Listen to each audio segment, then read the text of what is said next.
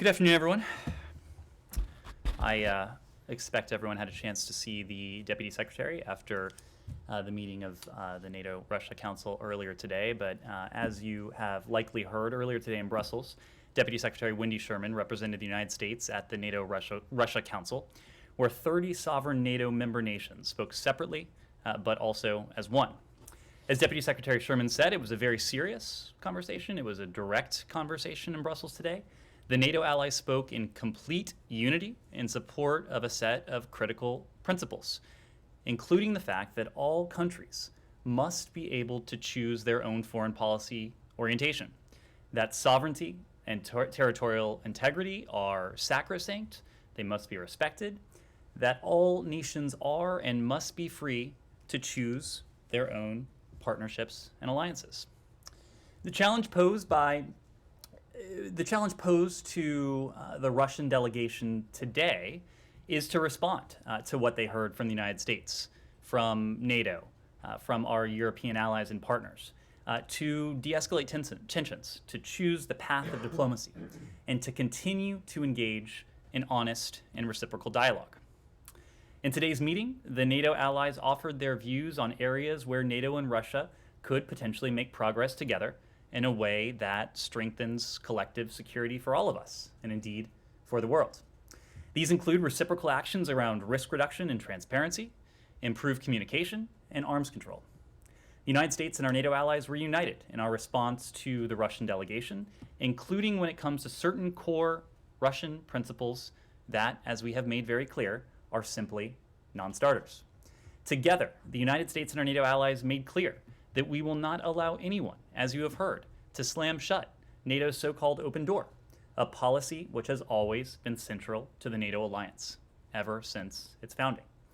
In Deputy Secretary Sherman's meetings yesterday with our EU partners, she discussed our work together and with the G7 to prepare coordinated economic measures that would exact a severe price for Russia's economy and financial system should Russia make that tragic mistake.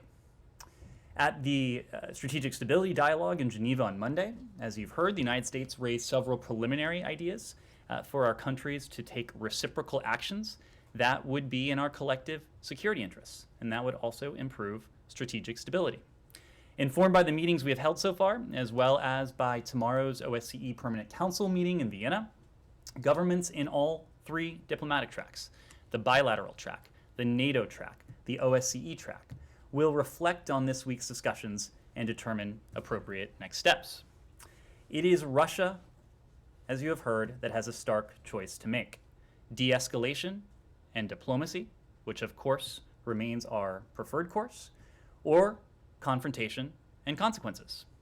We expect the Russian delegations at the SSD, at the NATO-Russia Council, and tomorrow at the OSCE will have to report back to President Putin, who we all hope will choose peace and security, knowing that we are sincere and that we are steadfast when we say we prefer the course of diplomacy and dialogue. We have already seen a significant effort by Moscow to make false claims about Europe, Ukraine, and the United States in an effort to excuse Russia's behavior and potentially create a pretext for Russia to further invade Ukraine. No one should be surprised if Russia spreads disinformation about commitments that have not been made, or if Moscow goes even further and instigates something as a pretext for further destabilizing activity. As you heard from the deputy this morning, we urge everyone not to fall for Moscow's continuing disinformation.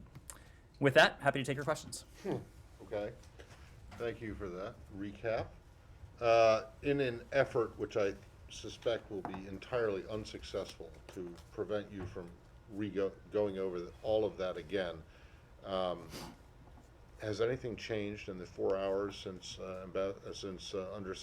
Deputy Secretary Sherman gave her news conference? Is there anything new that you can report to us, or are any questions that we ask now going to be answered by the same opening spiel you gave and her answers to the reporters at the press conference? Well, I would say... is there anything new? Or no? I Can we- have, can I we have, move- I have. Can we move on to something else? You're Matt. You are welcome to ask I'll whatever. let you'd like. other, no, Okay. I'll let my colleagues Okay. go. Great, Missy. Okay. Matt, I just want to clarify, following up on Matt's question about the talks this morning. I didn't realize there was a question associated with that. Or the comment or Yeah. question. Yes. Yes. So there was, the Secretary General mentioned something about NATO countries saying that they were interested in potentially a reciprocal reopening of the missions in Moscow and Brussels. But then the Deputy Foreign Minister from Russia made it sound like they were not interested in that. Is that, first of all, do you know what the state of play on that is? And is that has the United States or is the United States planning to pursue that as a specific confidence building measure or one of the proposals where there might be mutual agreement? And is there anything else you can tell us in addition to what Wendy Sherman said earlier about whether or not the Russians, what they indicated in terms of their openness to committing to anything beyond being at the OSCE meeting tomorrow? Well, Missy, to your first question, we have always been very clear that we believe dialogue, we believe diplomacy, we believe engagement is important. We believe it's especially important when times when tensions are high. This is certainly one of them.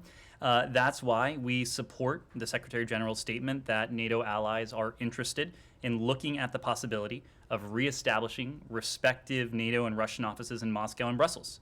Regarding future NATO-Russia Council sessions, as proposed by the Secretary General, it's also our hope that Russia will choose the path of de-escalation and diplomacy and engage in further dialogue with NATO. But the point in all of this is that the NATO alliance came together today. Russia had an opportunity to hear from the Secretary General, from the 30 allies, and we hope that Russia will choose to remain engaged in this diplomatic process. It's not for us to say what the Russians will choose or will not choose. It is for us to say what our preference is, what we are prepared to do. We are very much prepared to continue to engage in diplomacy. That remains our very strong preference. It remains our strong preference because we've been clear about the alternative. And the alternative that we have spoken to, that our NATO allies and partners have spoken to as well, is one of a strong response with unprecedented consequences for the Russian economy and for the Russian Federation. We hope that remains a hypothetical. In order for it to remain a hypothetical, what we will need to see are a couple things. We will need to see continued engagement. And I think you heard from representatives of the Russian Federation today that they found the meeting today useful. I think they made similar comments after the Strategic Stability Dialogue on Monday. We hope that is a signal that they will be willing to continue down this path. But the other point is that dialogue and diplomacy are important, but we also need to see progress. And progress can only take place meaningfully in the context of de-escalation. De-escalation is not something we have seen yet.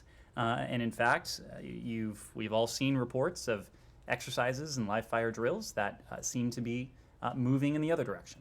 So we hope to continue with dialogue and diplomacy, and we hope that that dialogue and diplomacy bears fruit.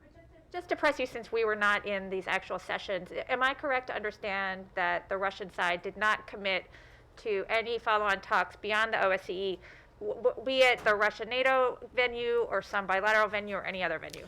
Well, a couple things. So I think you heard, and I wouldn't dare speak for the Russian Federation, but I think you heard from them today that they were going to undertake consultations back in Moscow, which we understand to be the case.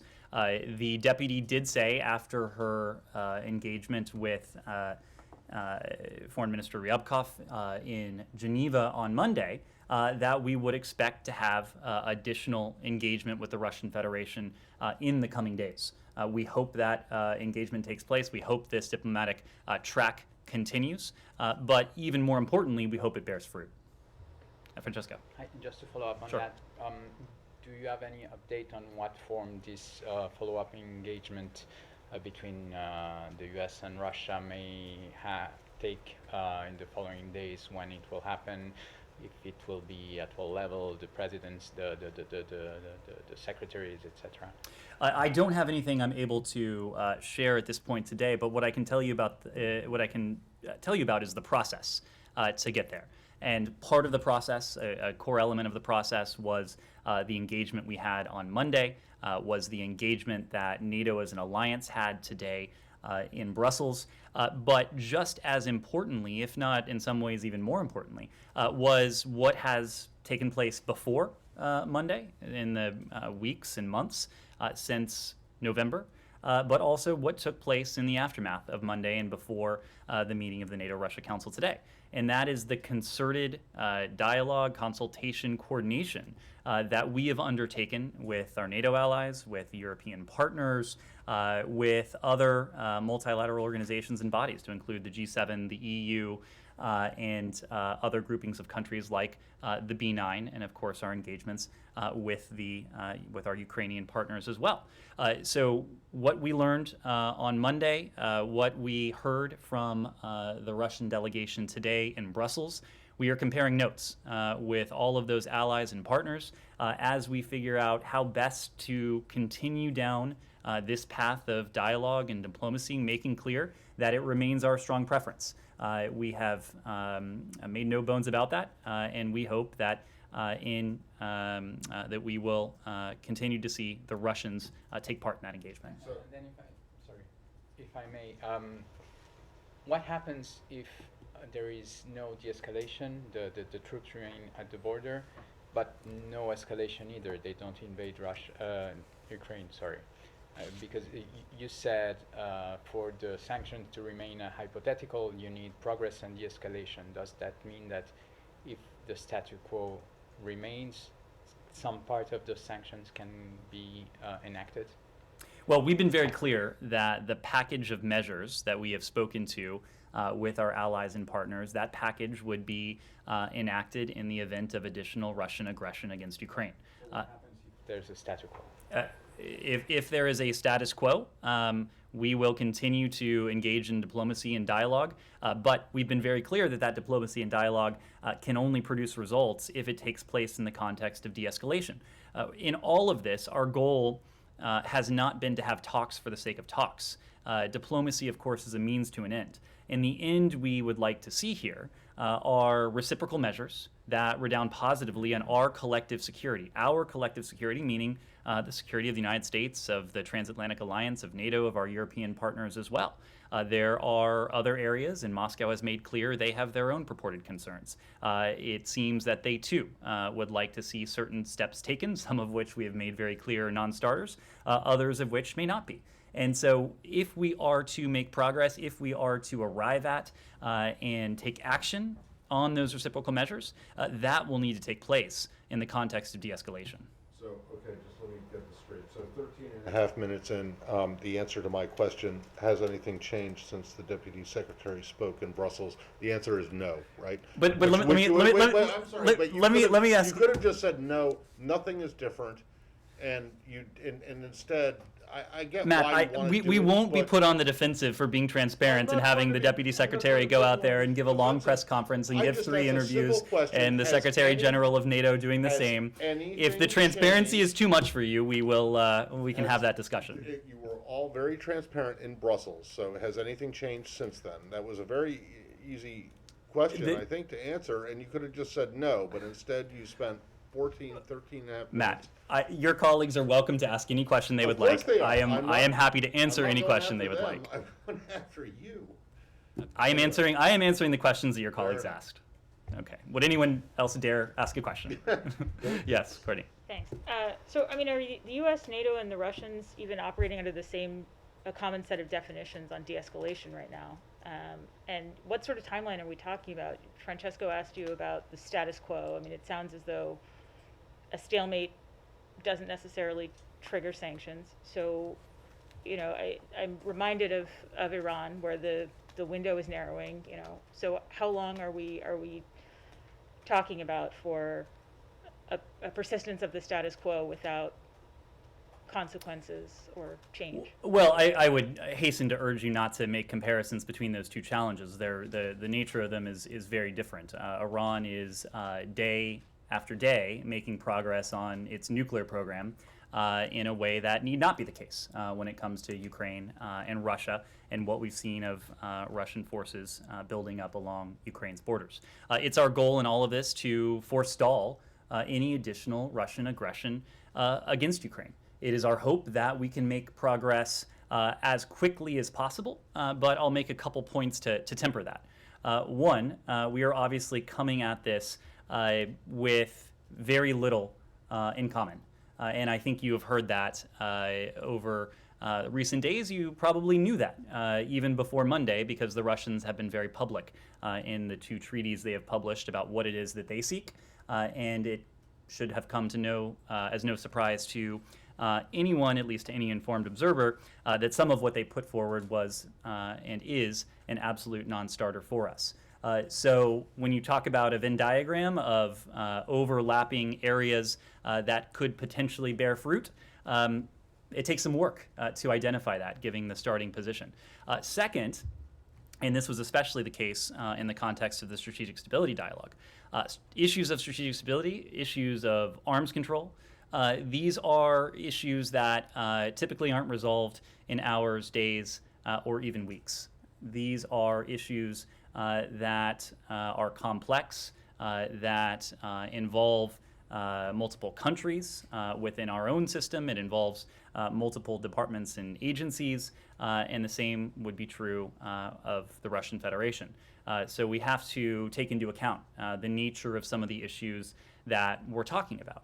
But we've also been clear, and the Secretary, the way he put it, was that progress can't be achieved when there's a gun pointing at Ukraine's head. And so, again, we continue to believe that the sort of meaningful, reciprocal measures that would redound positively on our collective security and that the Russians would view as favorable to their positioning as well, those are elements that can only be achieved in the context of de-escalation. De-escalation could take place tomorrow. It could take place Friday. That is what we would like to see happen. It has not taken place yet. And in fact, there are some indications that we've seen movement in the opposite direction.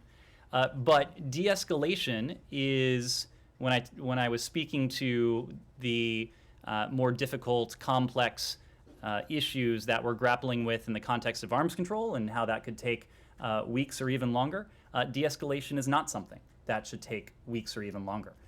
It would take one individual in the Russian system giving an order and us seeing that progress, us seeing that order translate into de-escalation on the ground. Yes, Eva. Thank you, Ned.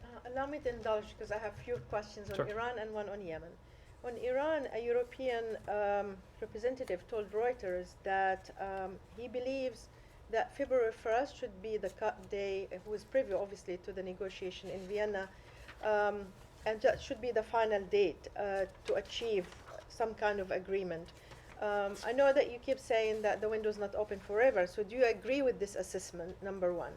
And second, the U.S. Representative Rob Malley met with the GCC representative in Vienna, and I know again that you negotiate and you consult often with your Gulf allies, but what prompted this meeting to take place in Vienna? Is it something that to do with the security arrangement that the GCC countries has demanded in the negotiation?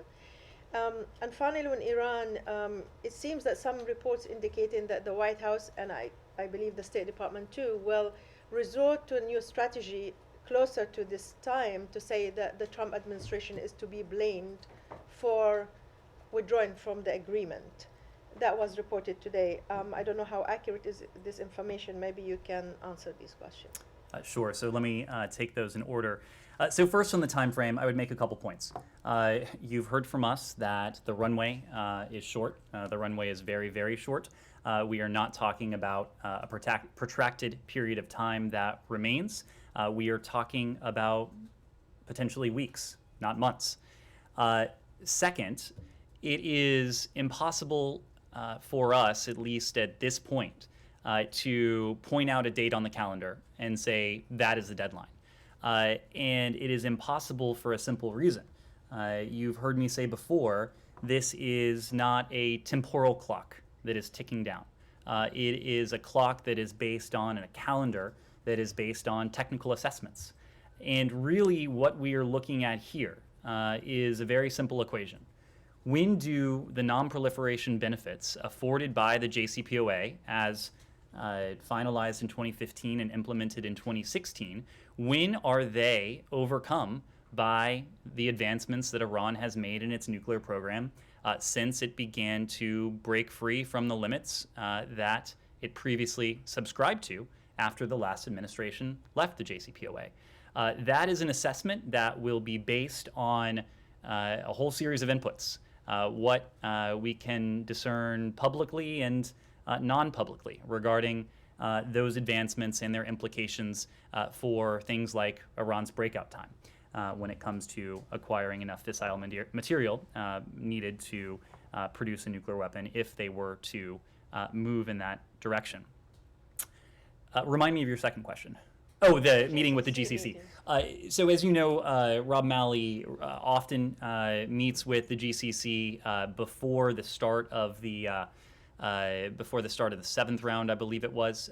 He took part in a virtual meeting with the members of the GCC to brief them on the status of our pursuit of a mutual return to compliance with the JCPOA. Secretary Blinken had an opportunity to meet both in person and virtually with representatives of the GCC when we were in New York City for the UN General Assembly in September. And Rob Malley and his team, in addition to others here in this building, are regularly updating our GCC partners on our progress.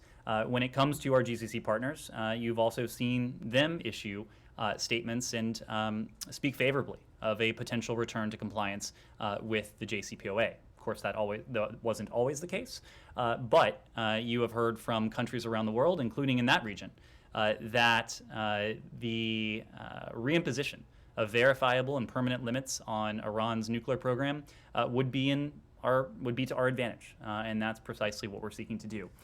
When it comes to what you've read about the messaging strategy, I think I was actually quoted in that article, so I have a hard time distancing myself from it. But look, this is not a point we haven't made before. And it was a point that was as obvious on January 21st as it is on 2021, as it is on January 12th of 2022. That is that we inherited a situation that none of us would have wished for.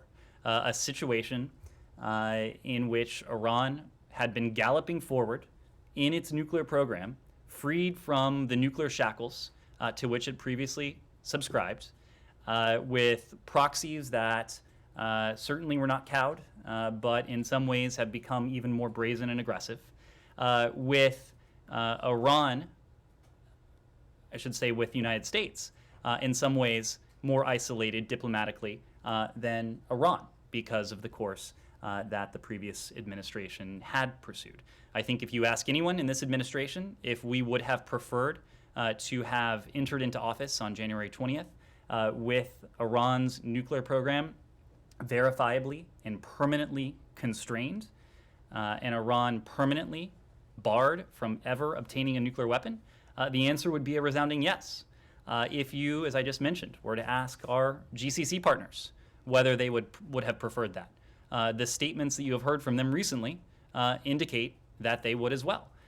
You have heard statements from within the Israeli security and defense establishment that the non-proliferation benefits conveyed by the JCPOA also redounded positively on Israel's security. You've heard similar statements from countries around the world. You need not speak of the P5+1. Of course, we're working now, this administration now, is working very closely with them, both our European allies and our partners in this context, to see to it if we can arrive once again at a formula by which Iran is permanently and verifiably prevented from obtaining a nuclear weapon. Yes? Sorry, I have just a follow-up question. Sure. But as you know, this agreement is limited by time. There's a time limit to 10, 15 years. There is not. Aren't you kicking the can down the road for the next administration to deal with it? No, this is not about kicking the can down the road, because What is not time limited is the most important element of this. The fact that Iran cannot acquire a nuclear weapon. The inspections and the monitoring that goes along with this, that is not time limited. So this is not about kicking the can down the road. This is about permanently and verifiably ensuring that Iran cannot obtain a nuclear weapon. And on Yemen, just quickly, the government forces managed to get Shabwa from the hands of the Houthis, and it seems that they make an advance towards Ma'rib. Do you think that this military advances or successes, if you want to call them, can be translated in some kind of diplomatic gains while the U.S. push for more of a new push, if you wish, to get the Houthis back to negotiation? We have sought to underline a core point that the Houthis cannot engage in a military offensive and expect to gain any leverage by that. It will not work for the United States. It will not work for our Saudi partners. It will not work for the UN Special Envoy and his team when it comes to this. All the continued Houthi offensives will do, whether it's Marib or elsewhere, is aggravate the humanitarian emergency that is gripping the country of Yemen, that for some time, by many estimates, has been home to the world's worst humanitarian catastrophe. So if the Houthis are under the misimpression that continued military advances, continued military offensives will do anything but isolate them and weaken their hand, they are sorely mistaken. Affirmatively, we've been intensively engaged with the UN, with Yemeni and regional leaders to do all that we can to advance a durable and negotiated resolution that does the opposite of what the Houthis are doing right now, to bring an end to the conflict, to improve the humanitarian conditions of the Yemeni people, and to give them the space for them to collectively determine their own future. This is, in our estimation at least, translated into important building blocks that have the potential to pave the way for what we hope is a cessation of hostilities and ultimately peace in Yemen. Just to recap the state of play, our diplomatic engagement has helped build an unprecedented international and regional consensus on the need for an immediate, comprehensive ceasefire and political resolution. This is the opposite of what the Houthis have done. As we have put a spotlight on the need for diplomacy and brought this coalition and constellation of countries and entities together, the Houthis, in their own actions, have only isolated them diplomatically. We've worked closely with the UN Special Envoy, Hans Grunberg, and other international partners to encourage a new and more inclusive UN-led peace process. Our Special Envoy, Tim Linderking, is engaging with a range of Yemeni groups, and that includes women leaders, it includes civil society leaders, in an effort to promote a more inclusive peace process and to amplify precisely what we've heard from them. And those are calls for peace, for accountability, and for humanitarian relief. And when it comes to humanitarian relief on the issue of Yemen, we remain one of the largest single donors to that humanitarian response. To date, we've provided over $4 billion to alleviate the suffering of the Yemeni people. And we are continuing to encourage the international community, just as the UN is doing, to do even more. So we are working along all of these tracks. This is a challenge that we have prioritized since the earliest days of this administration. You saw that with the appointment of Tim Linderking within the first several days of the administration as a tangible sign of the priority we attach to this. Simon. Sorry, just on, are they still there in Vienna? And do they? Rob is still in Vienna. And they're not planning to come back until the whatever round of this is over. I suspect they will come back when there's a break or when this round ends, but Okay. As you know, the And then European External Action you Service. said several times that it's not a temporal clock, Mhm. and yet you talk about you say we're talking about potentially weeks, Well, not months. because Now, it's clear wait- that the technical assessment within the course of But weeks. that is a temporal clock, right? And you also talk about breakout time, which is So- temporal. And so I mean, there is a temporal clock aspect to this. Well, Maybe it not is- in terms of it is- seconds it is- or minutes, but it's certainly in terms of days and weeks. It is right? temporal in the sense that it will be weeks and not months, but it is not All right. temporal calendar-wise in the sense that it will be February 1st or February 4th or Well, any other but it notional is. date. If you're talking Of- about of- potentially weeks, not months. Eventually, then it Matt, is. we Yeah. will know Right. precisely the date when the All non-proliferation right, benefits and have been then- so and then- eroded. And then secondly, and on this whole thing about blaming the Trump administration for it, this is, as you said, it's not new. And, I can go back to December 17th with a senior official who may or may not be currently in Vienna right now saying, really going after the Trump administration. But who is the audience for this? And what do you expect to get out of saying, well, this is all Trump's fault? I mean, the Iranians know that it was Trump that withdrew. The Europeans know that it was that it was Trump that withdrew. So what exactly is the strategy, if there is some new strategy? So I would take issue with the characterization of a blame game. This is not about assigning blame. This is about explaining how we got here. Well, fine. It is. but where It do you is. expect It is to about get with that? reminding What the do you history and the context and the what do you inheritance. What do you expect to get from telling people what is pretty obvious to, yes, the previous Matt, it administration may be withdrew obvious from to the you, deal. it may be obvious to me, it may be obvious to others in this room that the Trump administration left a deal that was verifiably working, but it may not be obvious to people who aren't as close observers. And that's really my job, Well, is to you're- explain well, to you're- people no, no, who aren't Matt Lees of the world. Yeah, well, your line those is that unlucky it was souls. Your line is that it was verifiably working. Let's just stop it right there. Everybody knows the Trump administration left the deal. It's your opinion that it was verifiably. It's not my working or opinion. It's the not. opinion of the intelligence community of this department under the Trump administration and of the of the IAE, of International Weapons Inspectors. So it's not my opinion. Well, hold on. No. It was the opinion of the building that the Iranians were complying with the agreement. But it was the opinion of a lot of other people that even compliance with the agreement didn't do enough because, and that gets me to my last point, I'll be really brief, is that you keep talking about how this is permanently, it permanently prevented Iran from developing a nuclear weapon. But, that is based entirely on whether Iran was going to stick with the NPT and its obligations under that, and whether this alleged fatwa was really going to be respected. To be clear, we've never relied on a fatwa to prevent Iran from obtaining a nuclear weapon. If they want to put that forward, that's up to them. What we've relied upon are scrupulously negotiated protocols, including the JCPOA, including the NPT, including the additional protocol, that speak to the fact that Iran, when it was in full compliance, as it was when the last administration pulled out, would be verifiably and permanently barred from obtaining a nuclear weapon.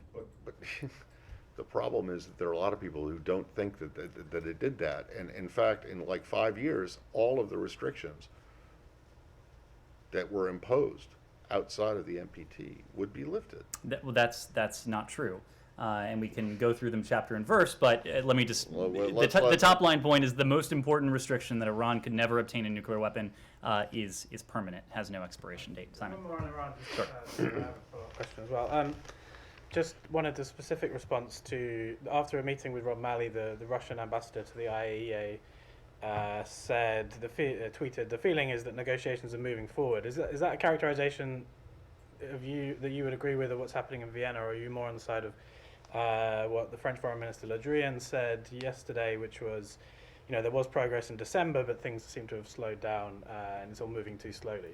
We're on the side of what we have said, that we have seen modest progress in recent weeks. Now, modest progress is better than no progress. Modest progress is not as good as significant progress. Modest progress is also not sufficient if we are going to be able to achieve what we sincerely and steadfastly seek to achieve, and that's a mutual return to compliance. What we hope to see in Vienna going forward is more than modest, but that is up to the Iranians, the pace at which they want these negotiations, these indirect negotiations, to proceed. And just onto North Korea, the sanctions that you've released today, you're targeting North Koreans, including North Koreans based in China and a Russian company. I guess firstly, why are there no Chinese or Chinese companies in this particular round of sanctions? Given that these North Koreans are based in China, presumably they are procuring Chinese material. And more broadly, do you think Russia and China are doing enough to enforce the UN sanctions that you say are breached by these launches? Well, just to review the bidding on this, today we in the Department of the Treasury imposed sanctions on 8 DPRK-linked individuals and entities pursuant to Executive Order 13382. The designations that we put forward targeted 1 DPRK individual, 1 Russian individual, and 1 Russian entity that together worked to procure multiple goods with ballistic missile applications for the DPRK. But to your question, the Department of the Treasury targeted 5 PRC and Russia-based representatives of a DPRK entity, and this entity is subordinate to the DPRK's Second Academy of Natural Sciences, which is the target of UN designations, is also the target of previous U.S. designations from 2010 to for its support of the DPRK's weapons program. When it comes to sanctions and designations that are in place, these are important measures to constrain North Korea's ballistic missile and nuclear program. And it's important that the international community send a strong, unified message that the DPRK must halt provocations, it must abide by its obligations under UN Security Council resolutions, and engage in sustained and intensive negotiations. Now, obviously, we have not seen all of that. These UN Security Council resolutions, the U.S. designations and sanctions, they will remain in effect, and we urge all UN member states to fulfill their obligations under those resolutions. Yes. I have a couple of questions, if you don't mind. Is it accurate that the West has offered Iran to negotiate a temporary deal instead of returning to the JCPOA? And can you give Iran any guarantees that the next administration won't withdraw from the deal? And I have another one on Syria, if you don't mind. Look, we have been resolute in this. What we seek, at least at this point, and that we've spent a lot of time talking about the clock, but what we continue to seek is a mutual return to compliance with the JCPOA. We still believe that a mutual return to compliance is in America's national security interest. We believe it's in the interests of our allies and partners. The president has been clear, and I think you saw this in a statement in October that emanated from our meeting with the European Quad when President Biden got together with his counterparts in Rome, I believe it was, where we made clear that we are prepared to return to full compliance with the JCPOA and to stay in full compliance with the JCPOA as long as Iran does the same. There is no such thing as a guarantee in diplomacy and international affairs. We can speak for this administration, but this administration has been very clear, as you have seen in formal statements, that we are prepared to return to full compliance with the JCPOA and to stay in full compliance with the JCPOA as long as Iran does the same. What about the temporary deal? We're focused at the moment on seeing if we can achieve a mutual return to compliance with the JCPOA. And on Syria, U.S. senators and representatives from the two parties have sent a letter to the president yesterday asking the administration not to allow Arab countries to normalize their relations with the Syrian regime. Do you have anything on this letter?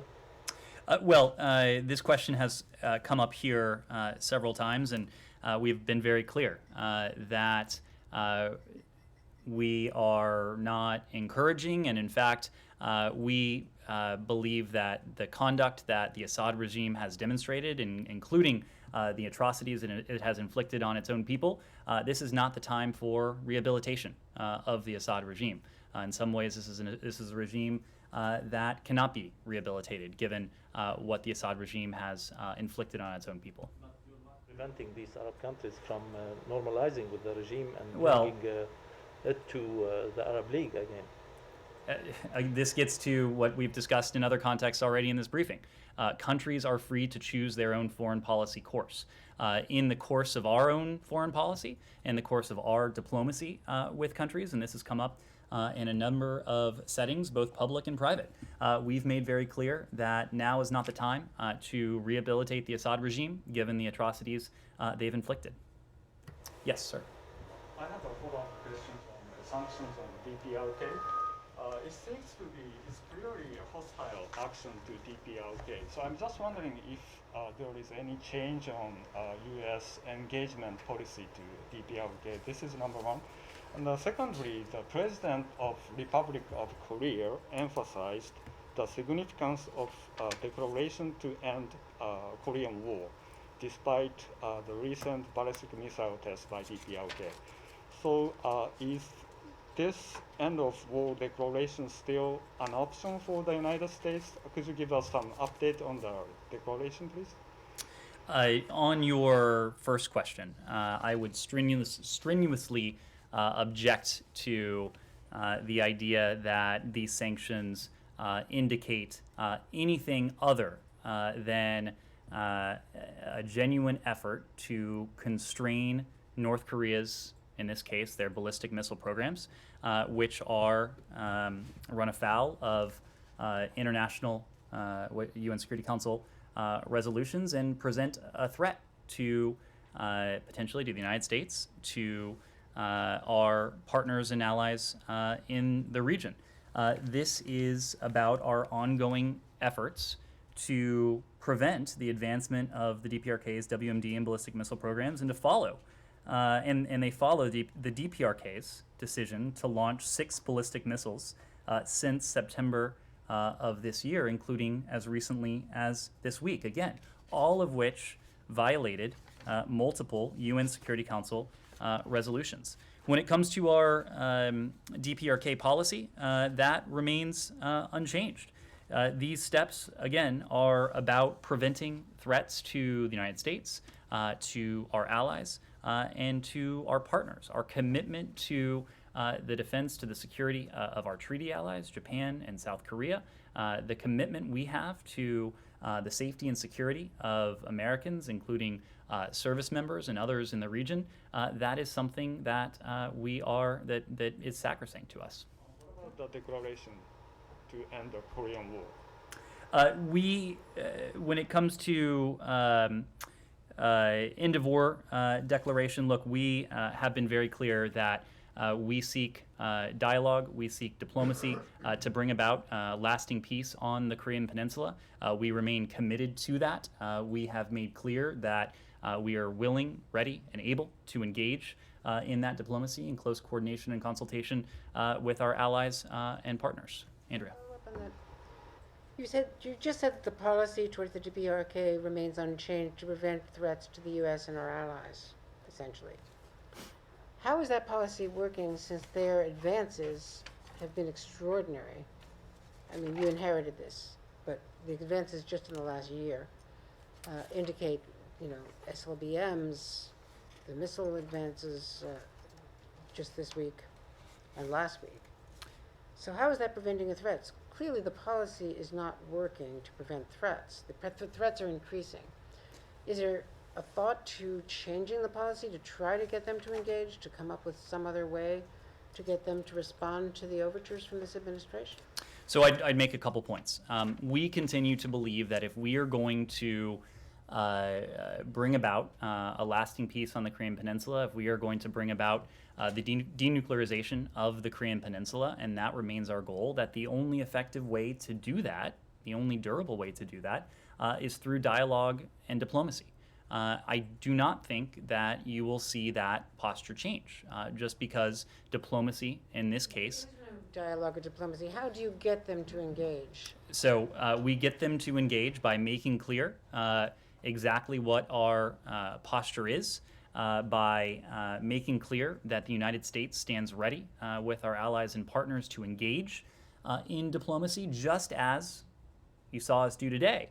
We continue to enact measures that put constraints on these WMD and ballistic missile programs, that hold proliferators and other bad actors accountable for their activity.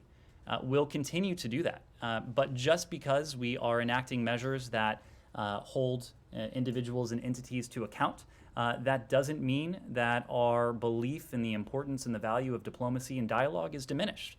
And in fact, what we've seen from the DPRK in recent days only underscores our belief that if we are going to make progress, that we will need to engage in that dialogue, and the offer stands. Doesn't the fact that he has continued to expand his program, despite COVID, despite famine, despite sanctions, indicate that some rethinking has to be made?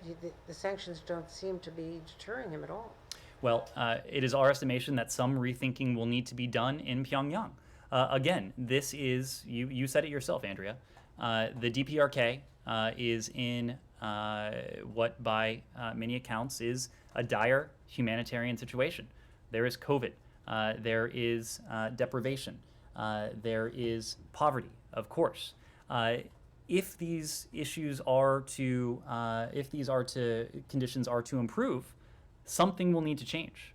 And it is our estimation and it is our belief and the belief of our allies and partners that the DPRK regime is inflicting tremendous hardship on their own people by diverting precious resources that should be going to food, that should be going to basic provision of basic services, that should be going to public health. To these ballistic missile and WMD programs. That is not something that is going to serve the interests of the people of the DPRK. It's not something that serves their interests now. It's not something that will serve their interest over the long term. Yes? Just a follow-up, because you keep mentioning the sanctions to constrain, but you said yourself this was the 6th test this year and reportedly the 2nd hypersonic test, reportedly, in less than a week. So, I mean, I just don't understand how you can say, or how you could feel that this constraint policy is working. What I would say is that our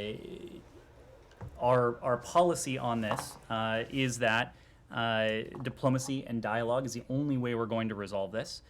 It only, in our mind, underscores the urgent need for Pyongyang to engage in that dialogue. This is not a challenge that any administration would be able to solve in the course of several months.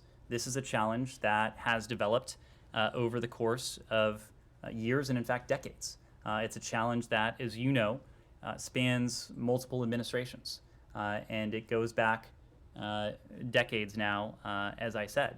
Our goal remains the complete denuclearization of the Korean Peninsula, and we continue to believe that serious and sustained diplomacy is the only way we'll be able to make tangible progress towards that.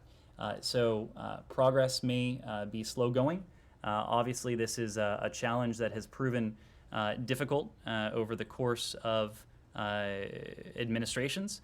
But again, we believe in the utility, the potential utility of diplomacy if we are going to make progress. Two, they'll be very brief and they're unrelated to any of this. One, they're both about individual people. One, in Bahrain, I've asked about this case before, about the academic Abdul Jalil Al-Sengis, who's now in a hunger strike.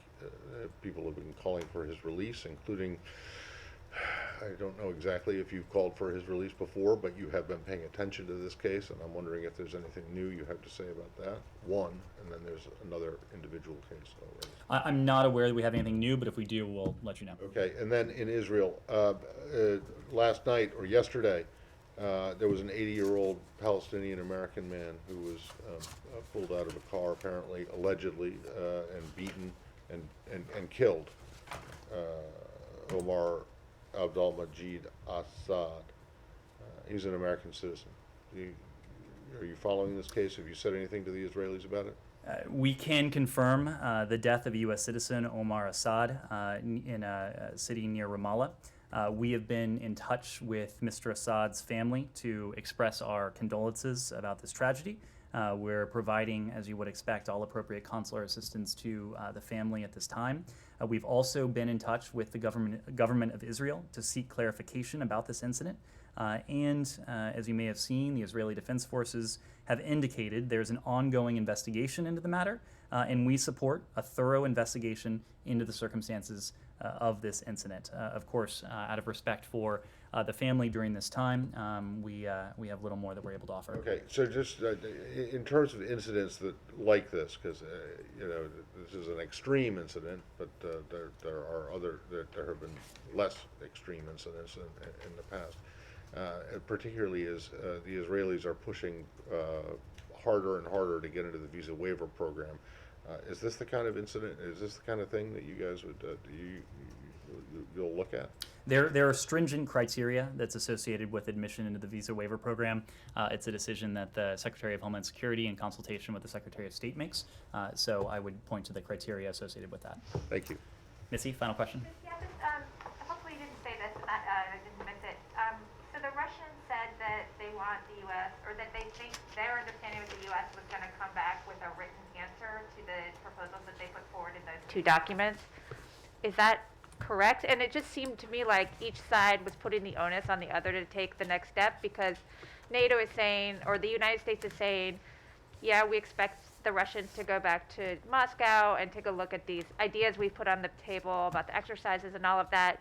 And the Russians are saying, we think the United States and NATO have to come back with these written answers or responses to our proposals. So first of all, are you going to provide them written responses, and do you agree with my assessment? Well, we've been clear all week following the Strategic Stability Dialogue on Monday that we do expect there will be additional engagement with the Russian Federation in the coming days.